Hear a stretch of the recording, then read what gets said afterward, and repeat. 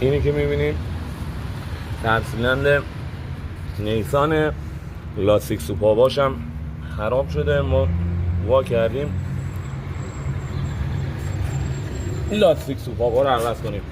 الان اینجا هم ساق سوپابه، به این میگن ساق سوپاب، تاریک دیده نمیشه و یعنی من میخوام نشونتون بدم چقدر کثیفه. این جرمو میبینی از توش در اومد. ساق سوپابش خیلی کثیفه، یعنی میشه اندازه لجن بسته اصلا. این ساق سوپابا همه توش جرم ماشین دود میکرد. علت دود کردن اول صبح فقط مال لاستیک های سوپابه، ساق سوپاب. فقط اول صبح دود کردنش دور اینا محفظه زیریش لاستیک سوپاب قرار میگیره. از دور این محفظه زیری روغن رد میشه میاد بیرون.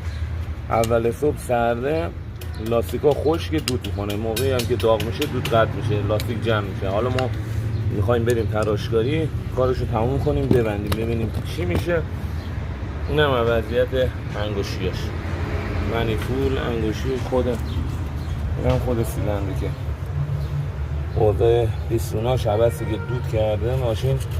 همه این جرما به خاطر روغن سوخته. روغن زمانی که میاد کف سیلندر سر پیستونا جر میگیره باعث میشه ناک بزنه ماشین. ولی این الان ما اینا رو همه رو تمیز میکنیم، خیلی با دقت میتراشیم مثل روز اول بشه که چیه از حجم پیستون گرفته بشه، جر نبنده که ماشین ناک بزنه. فیلم تموم شدنش هم میگیرم یا علی.